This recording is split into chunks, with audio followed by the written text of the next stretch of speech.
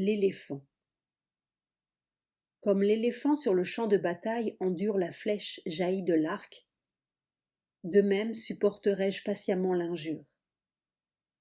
Car en vérité, nombreux sont les malveillants en ce monde. C'est un éléphant domestiqué que l'on conduit au champ de bataille. C'est lui que monte le Raja. Le meilleur parmi les hommes est celui qui supporte patiemment l'injure. Les mulets dressés sont excellents, ainsi que les coursiers pur sang du Sindh et les puissants éléphants à défense. Meilleur encore est l'homme qui a su se dompter. Ce n'est point en montant l'un de ces animaux que l'on atteint la voie encore inexplorée, mais en se domptant soi-même.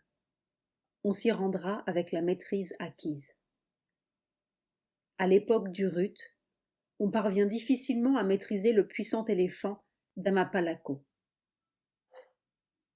Quand il est enchaîné, il refuse toute nourriture.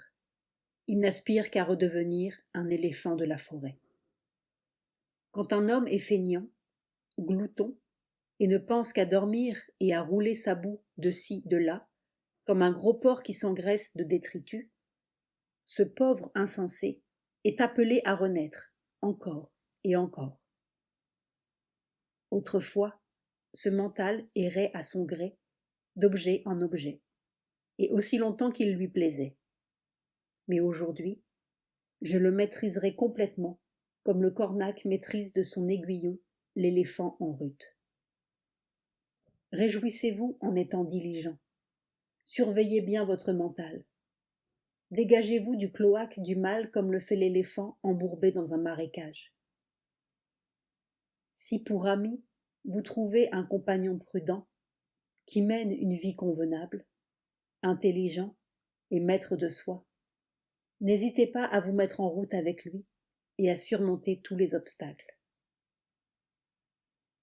Et si vous ne rencontrez pas un tel ami qui mène une vie convenable, intelligent et maître de soi, alors, comme un roi qui renonce au pays conquis, ou comme l'éléphant solitaire dans la forêt, poursuivez seul votre chemin.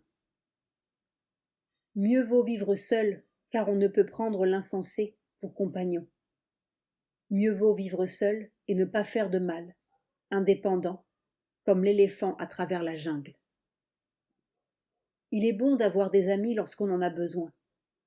Il est bon de se contenter de ce que l'on a.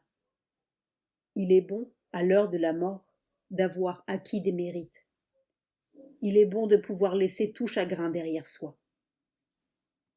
Il est bon d'honorer sa mère. Il est bon d'honorer son père. Il est bon d'honorer les moines. Il est bon de vénérer les méritants. Il est bon de mener une existence pure tout le long de la vie. Il est bon de conserver une foi inébranlable. Il est bon d'acquérir la sagesse. Il est bon de s'abstenir de tout mal. Le premier verset est un très sage conseil. L'éléphant de combat qui a été bien dressé ne se met pas à s'enfuir dès qu'il reçoit une flèche. Il continue d'avancer et supporte la douleur sans que cela change son attitude de résistance héroïque. Ceux qui veulent suivre le vrai chemin seront naturellement soumis aux attaques de toutes les malveillances, qui non seulement ne comprennent pas, mais généralement haïssent ce qu'elles ne comprennent pas.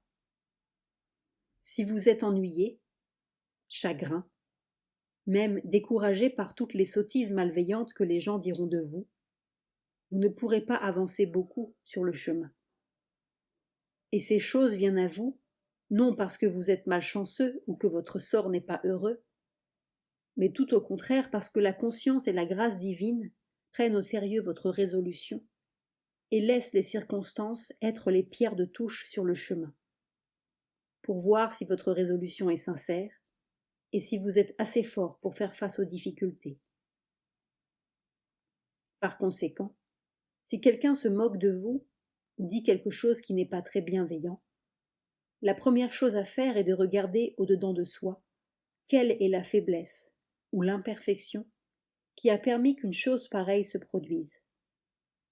et non d'être désolé ou indigné ou chagrin parce qu'on ne vous apprécie pas à ce que vous pensez être votre juste valeur.